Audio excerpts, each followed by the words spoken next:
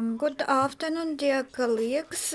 We offer you the press briefing of Colonel Andriy Lysenko, Presidential Administration spokesperson on ATO-related issues. Good afternoon, dear colleagues. We start our briefing with the good news.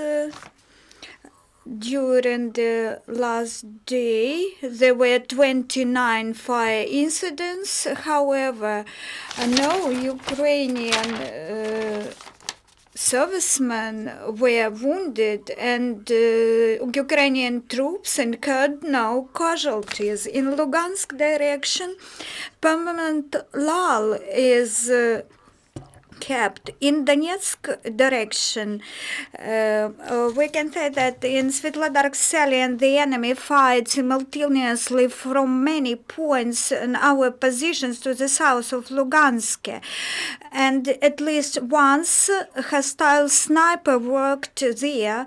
To the north of Gorlivka, the situation was relatively calm yesterday. The ceasefire was violated only once in Mayorsk.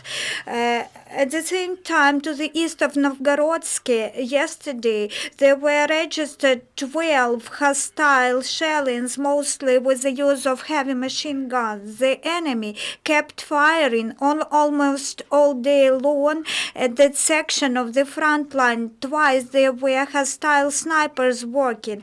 At the contact line between Gorlivka and Yasunuvata, illegal military formations conducted fire to the east of Troitsk. In the suburbs of Donetsk airport, the situation remained unchanged. Intermittent provocations of militants are conducted there, but the heavy weapons are not used there. According to, in Mariupol direction, the enemy 3 times violated ceasefire in Mariinka. According to the reconnaissance and intelligence headquarters of the Ministry of Defense on Ukraine, in Yenakio there were many cases of kidnapping and unlawful imprisonment of civil citizens by militants. Ukrainian special services have been detaining more and more militants. These days at the checkpoint Goptivka in Kharkiv region, the security service officers jointly with the bodyguards detained a militant who was a member of LPR, and he was in the top management of occupational administration in Pilivalsky district. The militant from the beginning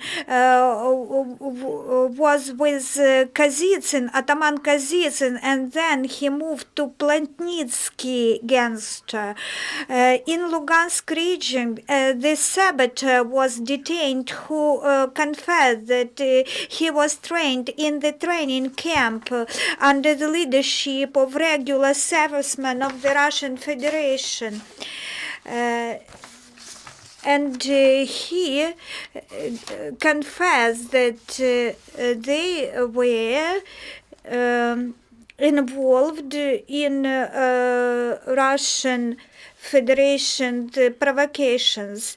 Ukrainian police also detained one more militant in Mariinsky district. It was a 35-year-old man who is suspected of having killed his own father. During the investigation, it was found that he joined DPR militant group for money. He many days was on duty at the checkpost near the village of Nikishina, but he has been paid nothing for his job. That is why he fled from occupied territory. A new special car which is a publishing house, went to the ATO region. This Christmas present was received by Kharkiv Brigade of the National Guard of Ukraine. It is in this indispensable in the circumstances of war. Ukrainian servicemen congratulate children with Christmas. They deliver presents to the children in the villages and towns near the front line. 100 gift sets with the sweets were given in the streets of Severodonetsk and Svatova. In Lysenko, the gifts were presented near the New Year tree in the town. The children expressed their gratitude with smiles, verses, and Christmas carols. The gifts were prepared by the volunteers. We have questions. Channel 1+1. Do you have any information from OSCE about the message information that OSCE representatives were made to lie down at one militants checkpost, and they were at some headquarters of the militants do know something.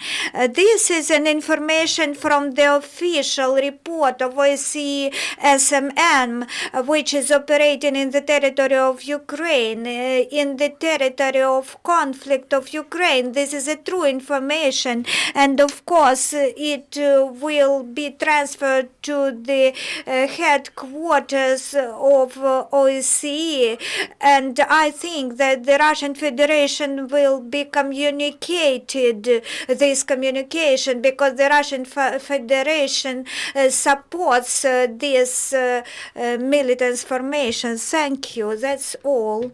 No questions.